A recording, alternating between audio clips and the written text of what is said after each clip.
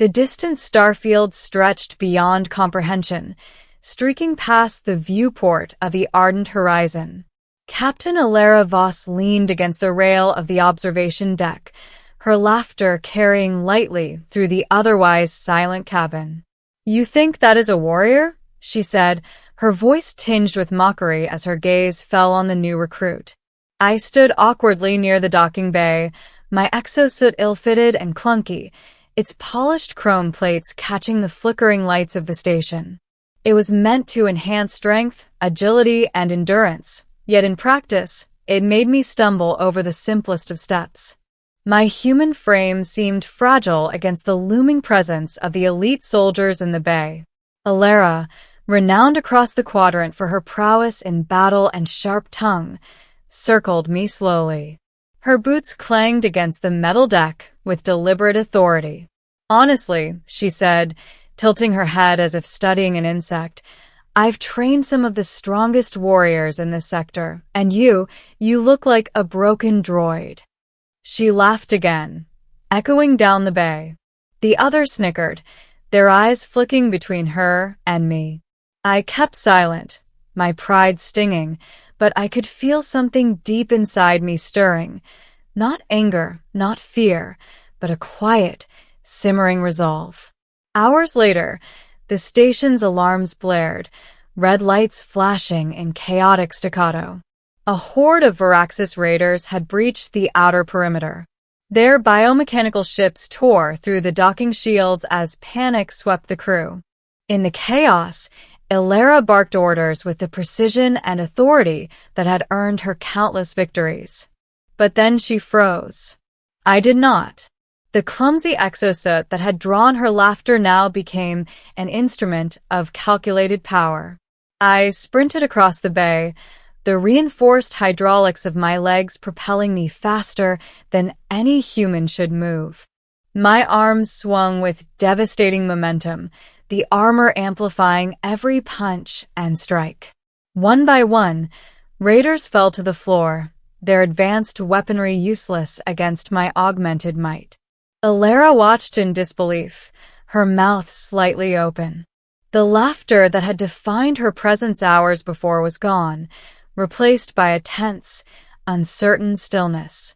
By the time the last Voraxis ship crashed and the bay fell silent, I stood among a field of defeated enemies, my chest heaving with exertion. My body, once mocked for its fragility, now radiated a silent, undeniable strength. Elara approached me slowly, her eyes narrowing with a mixture of astonishment and something deeper, respect, perhaps, tinged with fear. You are far stronger than I imagined," she whispered. I nodded, barely acknowledging her, the adrenaline still coursing through my veins. "Strength is not always visible," I said quietly, almost to myself. The aftermath of the attack left the station in ruins, yet life continued. Repair crews worked tirelessly while the captain convened with the remaining officers. I found myself assigned alongside Elara on reconnaissance missions, her initial skepticism now tempered by caution. She observed every move I made, silently measuring, calculating, and, though she would never admit it, learning. It was during one of these missions, deep within the asteroid belts of the Zerynth cluster, that the real test came. Intelligence had reported a hidden Voraxis arsenal capable of devastating entire colonies. Our mission was simple in instruction but perilous in execution: infiltrate, disable, and escape without detection.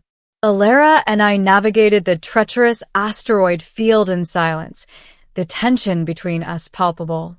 The ship's scanners picked up movement ahead, Voraxis drones patrolling the perimeter. Before she could speak, I activated the exosuit's stealth module. My body melted into the shadows, movements precise, silent, and calculated. Elara gasped, barely above a whisper. "How?" "Observation," I replied, glancing briefly at her. "Not every power is seen. Some are felt." We infiltrated the arsenal undetected, my enhanced reflexes neutralizing traps and systems the Voraxis had assumed foolproof. When we reached the central control hub, a squad of elite Voraxis soldiers confronted us. Elara readied her plasma rifle, but I stepped forward. The battle was brief and merciless. My strikes were swift, calculated, and impossible to counter. Elara watched from behind cover as the soldiers fell one by one, unable to comprehend the fluidity and force of my movements. Hours earlier, she had laughed at my body. Now, she watched as the very same body redefined the concept of power in her mind. When the mission was complete, we returned to the station, the arsenal obliterated, leaving the Voraxis without their primary supply lines. The crew hailed us as heroes, but I avoided the attention, knowing that strength was not for applause. It was a responsibility. In the days that followed, Elara's demeanor shifted. Her mockery was gone, replaced with a measured respect and occasional curiosity. She began to seek my counsel on combat strategy, sometimes silently observing my movements during drills. Once she asked almost cautiously, "Teach me how you anticipate, how you move, how you see the battlefield differently." I hesitated. My methods were not simple. They were a combination of instinct, human intuition, and augmented perception. But I agreed, and over time, she began to understand the delicate balance between raw strength and calculated precision. Our partnership, once defined by mockery and silent challenge, transformed into a formidable alliance. But the galaxy had a cruel sense of timing. Weeks later, news came that the Voraxis had allied with the rogue faction of mercenary cyborgs known as the Karath. A new threat loomed, one that would require every ounce of skill, strategy, and courage we possessed. During the briefing, Elara spoke with unusual solemnity. "We'll need your strength," she said, her eyes meeting mine directly. "The Karath won't underestimate us again." I nodded. "Then we will be ready." The final confrontation occurred in the orbit of the shattered planet, Zerynth. The Karath fleet, sleek and menacing, surged toward us like a swarm of metallic predators. Elara commanded the fleet with precision, coordinating maneuvers and attacks. I joined the front lines, my exosuit enhanced by the station's experimental upgrades, now faster, stronger, and more resilient. The battle was chaos made tangible. Explosions lit the void, and the clash of energy weapons resonated through the hulls of ships. Amid the storm, I moved like a shadow, dismantling Karath boarding squads before they could breach the fleet's defenses. Every strike, every calculated movement turned the tide. Elara watched, her respect now absolute, her fear transformed into a trust forged in the crucible of combat. At one point, she locked eyes with me across the chaos and smiled, a rare, unguarded expression. It was no longer mockery. It was recognition of power, wisdom, and indomitable will. When the Karath fleet finally retreated, defeated and scattered, silence fell over the battlefield. The ardent horizon and our fleet emerged victorious, but at a cost. The scars of battle etched themselves into the hulls of ships and the hearts of the survivors.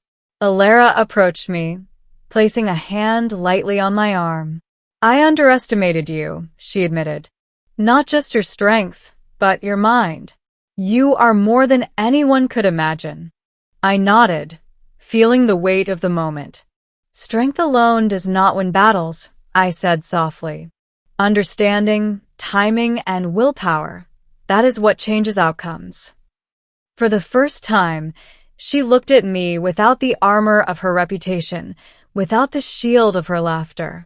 It was a look of trust, of acknowledgement, and, perhaps, the faintest hint of awe. Weeks later, the station celebrated our victory, but I stayed apart, observing the festivities quietly. Elara joined me eventually, a rare companionable silence stretching between us. "Do you ever regret how this started?" she asked, her tone gentle. I shook my head. "No," I said. "Every moment led us here. Laughter, doubt, they all forged something stronger than fear or hatred." She studied me for a moment, then laughed softly, this time not at me, but with the recognition of the journey we had shared. "I feared your might," she admitted, "but now I respect it. And maybe I admire it."